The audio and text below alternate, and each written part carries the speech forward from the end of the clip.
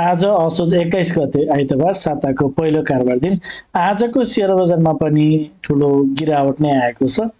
35.67 अङ्कले घटेर नेप्से इन्डेक्स 1921 बिन्दु आसपासमा आइपुगेको छ। कारोबार रकम 1 अर्ब 80 करोड भन्दा थोरै बढीको छ। आजको शेयर बजारको अवस्था के कस्तो रहन्छ? विभिन्न टेक्निकल टुल्सहरूको अवस्था के कस्तो रहेको छ? टेक्निकल्ली नेप्सेको अवस्था के कस्तो रहेको छ? समीक्षा गर्नको लागि सधैँ चाहिँ आज पनि नेप्से एनालाइसिस लिएर म उपस्थित भइसकेको छु। नमस्ते, म लामिछाने हजुरहरूलाई मेरो यस युट्युब च्यानलमा हार्दिक स्वागत गर्दछु। सुरुमा एउटा डिस्क्लेमर, यो भिडियो नितान्त इन्फर्मेटिभ तथा एजुकेसनल पर्पजले तयार गरेको हुँदा यस भिडियोको आधारमा आफ्नो ट्रेडिङ स्ट्र्याटेजी नबनाउनको लागि हार्दिक अनुरोध गर्न चाहन्छु। स्टडीको लागि, कम्पेरिजनको लागि र रिफरेन्सको लागि मात्र यो भिडियो लिनको लागि रिक्वेस्ट गर्न चाहन्छु। स्क्रिनमा नेप्सेको प्राइस चार्ट देख्न सकिन्छ। आज नेप्सेमा एउटा ठुलो बेरिस क्यान्डल बनेको छ। बेरिस मरोबुजु टाइपको क्यान्डल बनेको देख्न सकिन्छ। बाहिरी अङ्कले नेप्से घटेको छ। कारोबार रकम भने विगतको तुलनामा केही बढेको छ। 1 अर्ब 80 करोडको कारोबार छ। यसरी भोल्युम सहित एकदम ठुलो भोल्युमका साथ मार्केट डाउन भएको छ। अगाडिको भन्दा भोल्युम बढेर जानुलाई हामीले सकारात्मक रूपमा लिन सक्छौँ, तर बजार यसरी घटेर जानु भनेको त्यति पोजिटिभ कुरा चाहिँ होइन। ओके, अब आजको इन्ट्राडे चार्ट हेरौँ। बजार ओपन भयो लगतै सुरुवाती चरणदेखि नै बजार तेज घटेको देख्न सकिन्छ। सुरुवाती चरणदेखि नै बजार चाहिँ एकदम तेज तलतिर आएको देख्न सकिन्छ र बजार एकदम सानो सानो बजार माथि अपस्विङ दिएर तल आउँदै थियो। सानो सानो अपस्विङ पनि खासै दिएन, साइडवेज भन्दा पनि हुन्छ र अन्तिमतिर आएर चाहिँ एउटा राम्रो बजारले एउटा स्विङ दिएर अपस्विङ दिएर बजार चाहिँ लोएस्ट पोइन्ट भन्दा थोरै माथि क्लोज गरेको छ। यसरी च्यानल हेर्छौँ भने अगाडि चाहिँ एउटा साइडवेज बसिरहेको थियो मार्केट। अघिल्लो दिनसम्म हामीले हेर्दा चाहिँ मार्केट यो माथिल्लो रेन्जमा, यो माथितिर चाहिँ पुरै साइडवेज बसिरहेको थियो। आज चाहिँ सुरुवाती चरणदेखि नै बजारले चाहिँ त्यो साइडवेजलाई चाहिँ ब्रेक गरेर तलतिर ओह्रालो यात्रा तयार गरेको देख्न सकिन्छ। अन्तिम समय हेर्दा बजार तेज घट्दो क्रमै देखिएको छ र यो जुन घटाइको रफ्तार छ त्यसमा चाहिँ कुनै पनि किसिमको करेक्सन कम्प्लिसनको इन्डिकेसनहरू दिइसकेको छैन। आज 6 पोइन्ट ग्याप अपमा बजार ओपन भए पनि बजारले चाहिँ 33, 34, 35 अङ्क जतिको चाहिँ गिरावट फेस गर्नु परेको छ। अब 15 मिनट्सको टाइम फ्रेममा नेप्सेल हेर्नु। 15 मिनट्स टाइम फ्रेममा बजार चाहिँ यो 1953 को लेभलमा चाहिँ पटक पटक जस्तै एकचोटि यहाँनिर, दुईचोटि, तीनचोटि र अस्ति अन्तिम समय आइपुगेको थियो।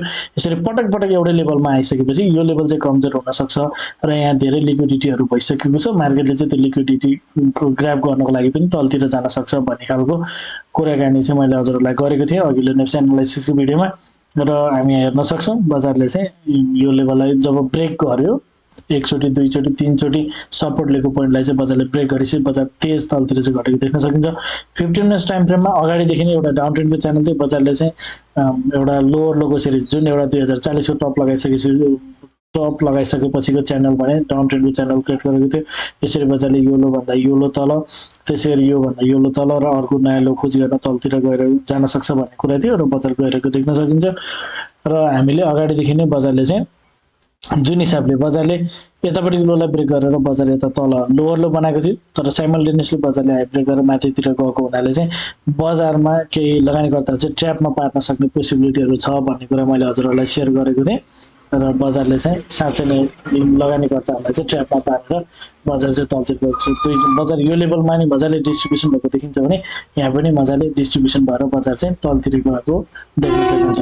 र अब बजार अहिले डाउन ट्रेन्डको च्यानल छ बजारमा र अब बजार माथितिर जान्छ भन्नको लागि बजारले जबसम्म 1982 लाई पार गरेर माथि जाँदैन तबसम्म बजार चाहिँ सार्प डाउनफलमा नै छ भनेर हामीले हेर्न सक्छौँ। र ठुलो स्ट्रक्चरमा नि यदि हामीले हेर्छौँ भने अगाडिको यो लोको दाँजोमा चाहिँ बजारले अर्को लोवर लो चाहिँ क्रिएट गरिसकेको छ। सो क्लियरली नै बजारमा चाहिँ एउटा डाउन ट्रेन्डको च्यानल चाहिँ क्रिएट भएको देख्न सकिन्छ। एउटा इन्फर्मेसन पनि राखौँ, यदि हजुरहरू the smart money concept advance लेभलको टेक्निकल एनालाइसिसको कोर्स गर्न चाहनुहुन्छ भने त्यो पनि अहिले डिस्काउन्ट अफरमा, यदि हजुरहरू 30% डिस्काउन्टमा सो क्लासेस लिन चाहनुहुन्छ भने कृपया स्क्रिनमा देखाएको नम्बरमा सम्पर्क गर्नुहोला। साथै यदि हजुरहरू मेरो सजेसनमा सेयर खरिद बिक्री गर्न चाहनुहुन्छ एज अ एडभाइजरको रूपमा पनि मलाई लिन चाहनुहुन्छ भने यही नम्बरमा सम्पर्क गर्नुहोला। 9863805867। यसमा हजुरले कल, मेसेज अथवा व्हाट्सएप गर्न सक्नुहुनेछ। अब आवरली टाइम फ्रेममा जाउँ।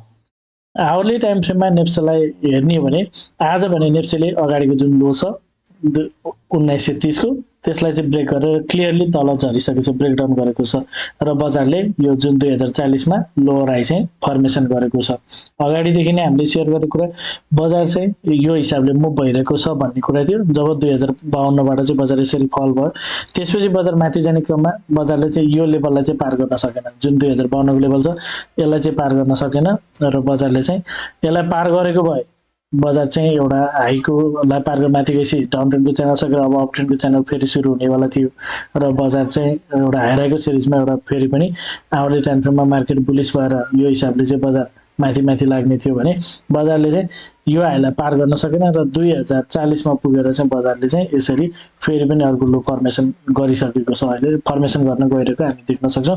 डाउन ट्रेन्डको च्यानल क्लियरली अगाडिको लोलाई ब्रेक गरेर तल नै क्यान्डल चाहिँ झरिसकेको छ र अगाडि हामीले सेयर गरेको कुरा के थियो भन्दा बजारले यो लेभलमा जुन 1930 को लेभल छ यो टपको लागि यो लो, यसमा चाहिँ बजार स्टेबल नहुन सक्ने चान्स धेरै छ, प्रबल चान्स छ भन्ने कुरा हजुरहरूलाई सेयर गरेको थिएँ। आज सुरुवाती चरणदेखि नै त्यो लेभललाई चाहिँ ब्रेक गर्दै तल झरेको देख्न सकिन्छ र हामी सर्फेसली हेर्छौँ भने आवरली टाइम फ्रेममा डाउन ट्रेन्डको च्यानल चाहिँ यो बिचमा चाहिँ बजारले इन्टरनली एउटा अप ट्रेन्डको च्यानल चाहिँ क्रिएट गरेको थियो, तर इन्टरनल स्ट्रक्चर जबसम्म यो हाईलाई पार गर्दैन तबसम्म हामीले चाहिँ यो हाईलाई नै हेर्नुपर्ने हुन्छ र बजार यसरी माथि जाने क्रममा बजारले टपको स्ट्रङ सप्लाई जोनमा ट्याग गरेर चाहिँ बजार तलतिर झरेको छ र आवरली टाइम फ्रेममा अगाडिदेखि नै हजुरहरूलाई चाहिँ यो लोको दाँजोमा अर्को लो चाहिँ फर्मेसन गर्न तलतिर जान सक्छ भन्ने कुरा चाहिँ सेयर गरेको थिएँ र बजार यसरी तलतिर नै आएको देख्न सक्नुहुन्छ।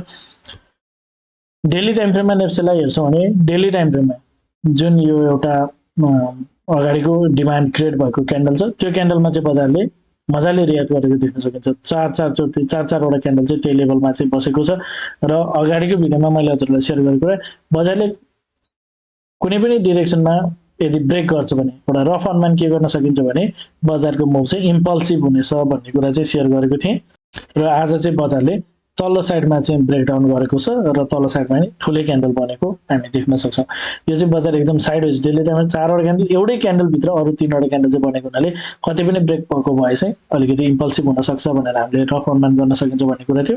तल्लो साइडमा ब्रेक भयो र ठुलै इम्पल्सिभ क्यान्डलले नै ब्रेक गरेको देख्न सकिन्छ र यदि यो लेभललाई 1930 लाई चाहिँ यदि बजारले ब्रेक गर्छ भने बजार चाहिँ तल्लो लेभलमा चाहिँ होल्ड हुँदैन भनेको यो लेभलमा 1930 को लेभलमा चाहिँ होल्ड हुँदैन भन्ने कुरा हजुरहरूलाई सेयर गरेको थिएँ र बजारले यो लेभललाई पनि ब्रेक गरेर तल नै क्लोज गरेको छ।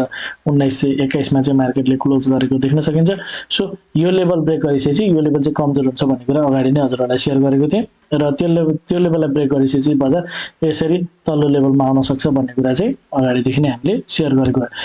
यदि बजार माथितिर जाने क्रममा बजारले चाहिँ यो 2052 लाई चाहिँ ब्रेक गरेर यदि माथि गएको भए यो यसरी माथि जाने क्रममा 2052 लाई ब्रेक गरेर माथि गएको भए चाहिँ हामी माथिल्लो टार्गेटहरूको लागि चाहिँ हेर्ने थियौँ। तर माथि गएको भए पनि मैले हजुरहरूलाई आफ्नो एनालाइसिसमा सेयर गरेको कुरा यतापट्टिको लो लाई ब्रेक गरेर यहाँनिर बजार चाहिँ तलतिर झरिसकेको हुनाले माथितिर गएको पुल ब्याक मुभ हुनेछ र बजार चाहिँ यसरी फेरि पनि तलतिरै आउनेछ भन्ने खालको एनालाइसिस चाहिँ सेयर गरेको थिएँ। तर यसले चाहिँ लगानीकर्तालाई सेभ पनि गरेको छ कि यहाँबाट मार्केट माथि नै गएन, सो मार्केट चाहिँ स्टिल डाउन ट्रेन्ड नै कन्टिन्यू गरिरहेको छ भनेर हामी हेर्न सक्छौँ।